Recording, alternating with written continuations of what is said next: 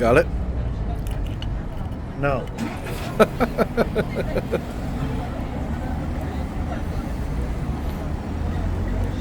I've got to crack the shell. You want me to help you? Yeah, maybe. Okay.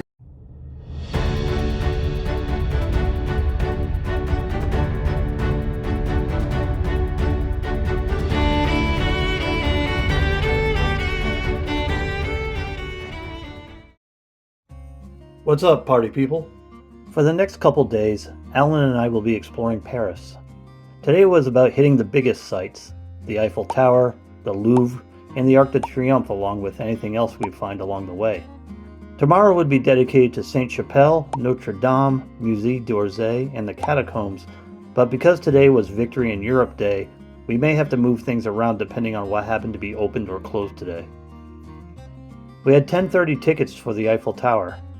After not getting to bed until past midnight last night, starting the day a little later than normal was a welcome change. There isn't usually a French flag in the Eiffel Tower except for special occasions. A national holiday seems like a good enough reason. The Eiffel Tower is one of the most visited landmarks of the world. Tickets to visit it can be acquired 6 weeks in advance. When I bought our tickets exactly 6 weeks before we were going to be there, the subset of tickets that would take you to the very top of the tower were already sold out. So, we were only able to get as high up as the second level observation deck. Even still, the second level is 379 feet from the ground, and we had views in every direction. Lines for the elevator are long, so we took it on the way up and found it to be much faster to just take the staircases to the first level and then back to the ground level.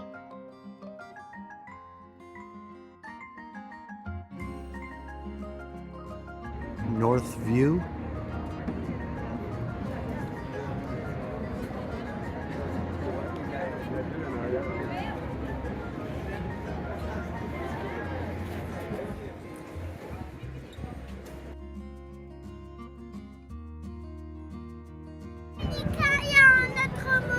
Westview? Il y a l'Arc de Triomphe. Il y a le défilé militaire. Maybe it's east.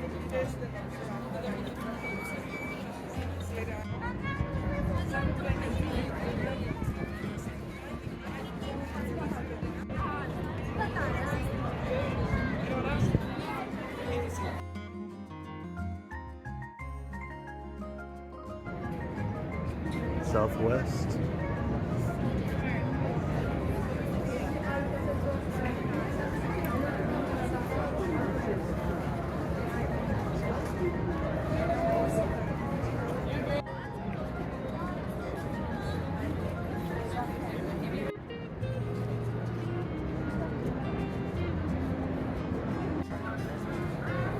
Papa, viens!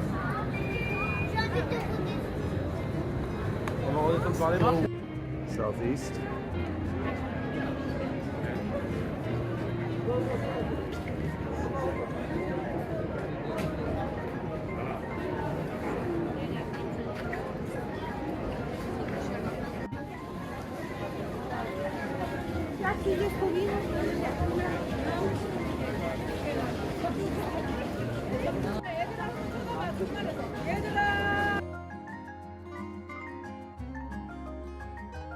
East, northeast.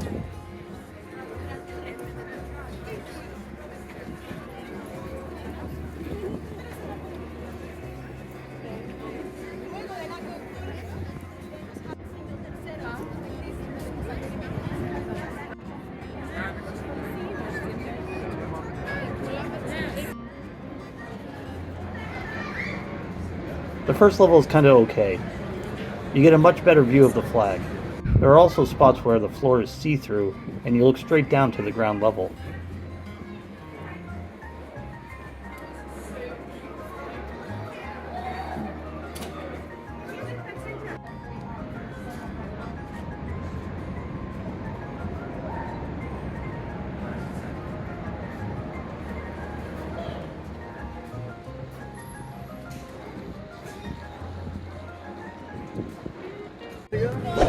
Okay, thank you.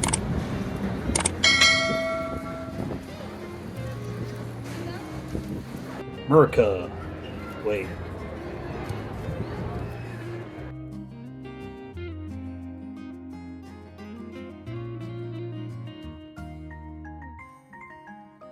If you don't want to wait for the elevator, you have to take the stairs. This is probably faster anyway. Just a little repetitive, though. The whole visit took about 2 hours. Next stop, the Louvre. On the way to the Louvre, we came across the Musée d'Orsay. It used to be a railway station and was transformed into a museum renowned for its extensive collection of Impressionist and Post-Impressionist masterpieces. The large clock of the museum's facade is a popular photo spot. I had it on my list of places to visit tomorrow, but we'll see if we're museumed out by then. The Louvre is one of the most famous and largest art museums in the world. It actually gets more visitors than the Eiffel Tower. It was built in the late 12th century as a fortress. Over the centuries, it was expanded and transformed into a royal residence for French kings. In 1682, Louis XIV moved his court to the Palace of Versailles, leaving the Louvre primarily as a place to display the royal art collection. And during the French Revolution, the National Assembly decreed it would be used to display the nation's masterpieces. In 1793, there were a total of 537 paintings. Nowadays, the Louvre boasts an incredible, extensive, and diverse collection spanning from prehistory to the 19th century. There are over 500,000 objects and 35,000 works of art. If you spend 30 seconds at each piece, it would take over 100 days to see everything. The Louvre is divided into 3 wings, each with 4 levels. Alan and I went through 2 floors of 1.5 wings, and it took us about 3 hours to do it. And that was with going in with a plan and plotting a route. Alright, we're on a mission to find 1, 2, 3, 6, 7, 8, 9, 10, 11, 12, 13. 13 left? 13 total is what we need. Okay. So, yeah, let's go find them.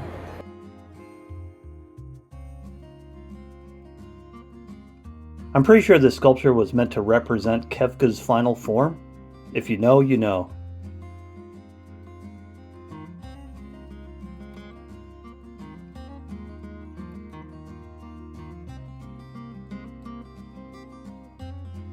The ceilings in each room of this place are bonkers.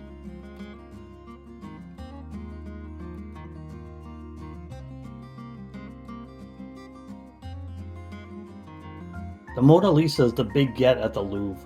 I'm not sure what makes her so popular, and in person, it didn't seem like it should be getting as much attention as it does.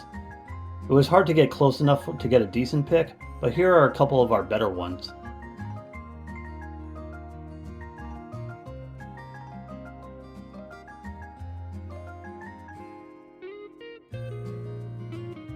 In my opinion, the room with the Mona Lisa in it has better artwork than her, including this picture of the wedding feast.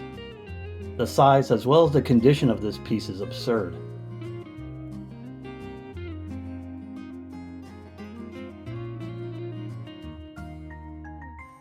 For some reason, I'm a really big fan of this piece. I just find battle angels to be dope. Religious good versus evil stuff kinda slays.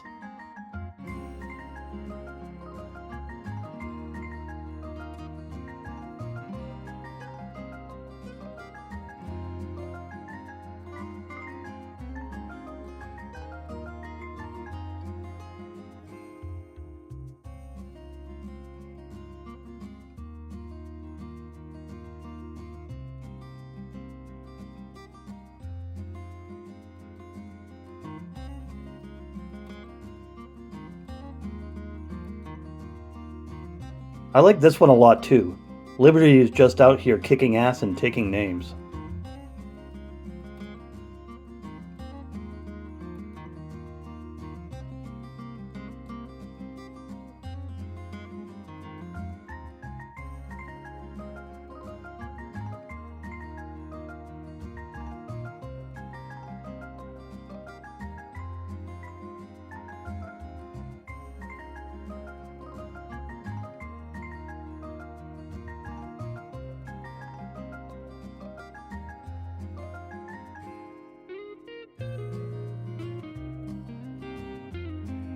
This one's kind of interesting because from what I understand, Napoleon's mother was not at his coronation. So, the artist painted his mom instead.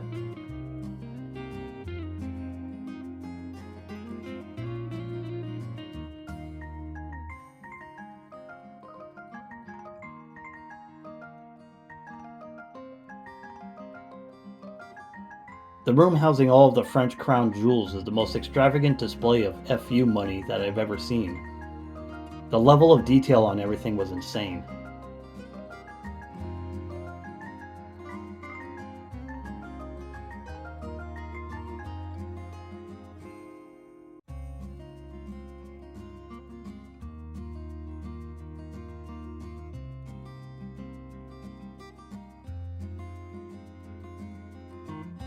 There's enough royalty cosplay here for my next work Halloween party.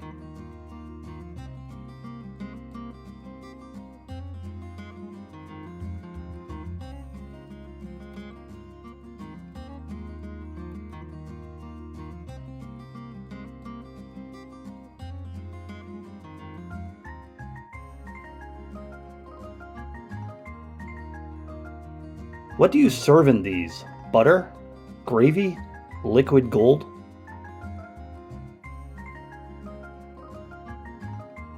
I'm kind of curious how some pieces of art end up being so popular. Sure, Venus de Milo is cool and all, but there are other sculptures I don't recognize and or don't have the same level of fame in the same room with a greater level of detail, and they have arms. In regards to fame, I guess you could say the same thing about me and this YouTube channel. Decent quality, handsome host, but no viewership. Yet. Maybe it's because I have arms.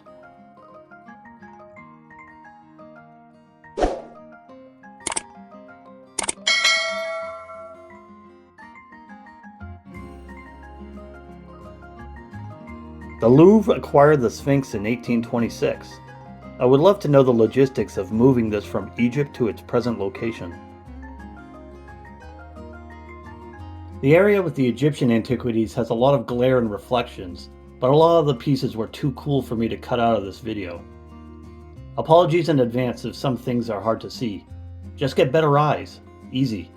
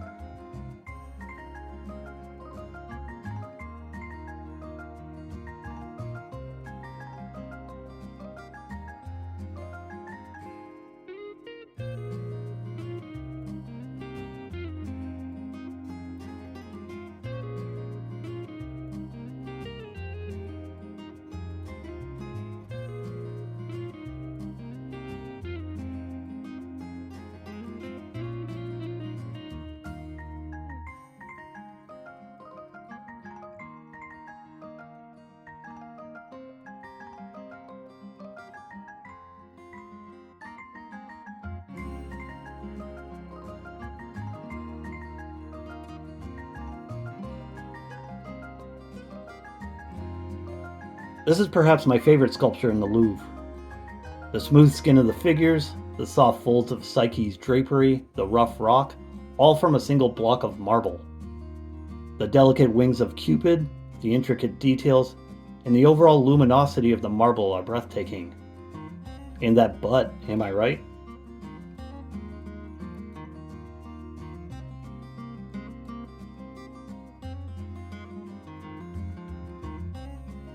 This sculpture is ahead of its time, portraying the first ever selfie.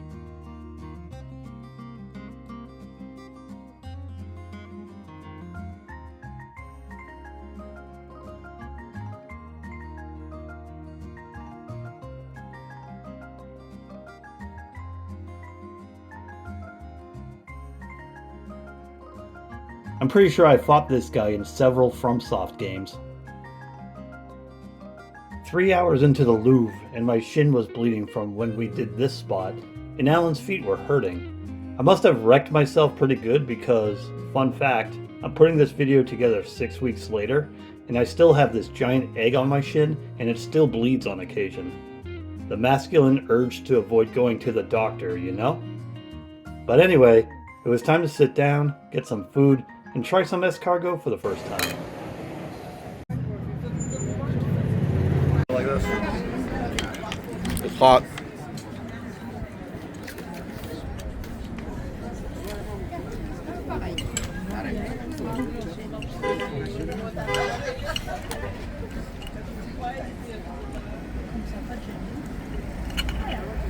Just use your finger. It's not that hot, just use Yeah, your finger. that's not that bad.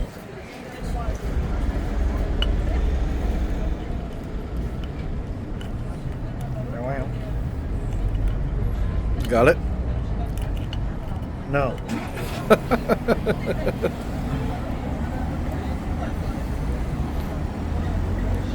I've got to crack the shell.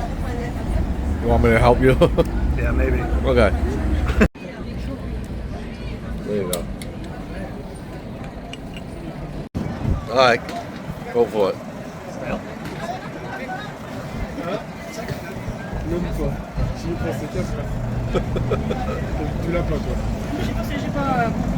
Common? It's actually not bad.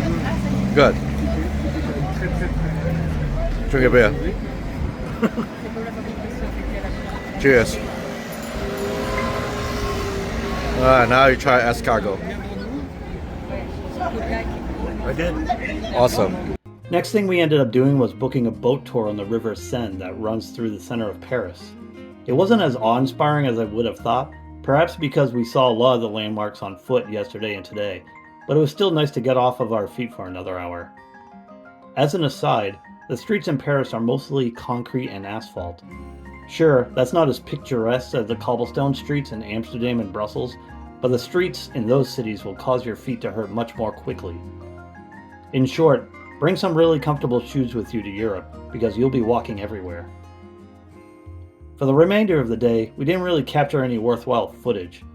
We made an attempt to visit the Arc de Triomphe, but it was barricaded off in all directions because of the holiday. We'll try again tomorrow.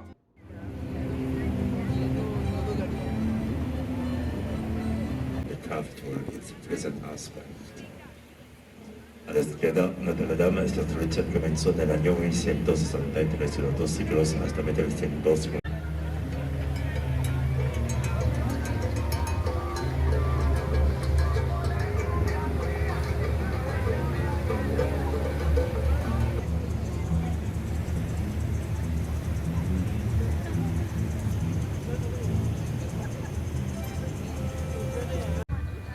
Too friggin' big.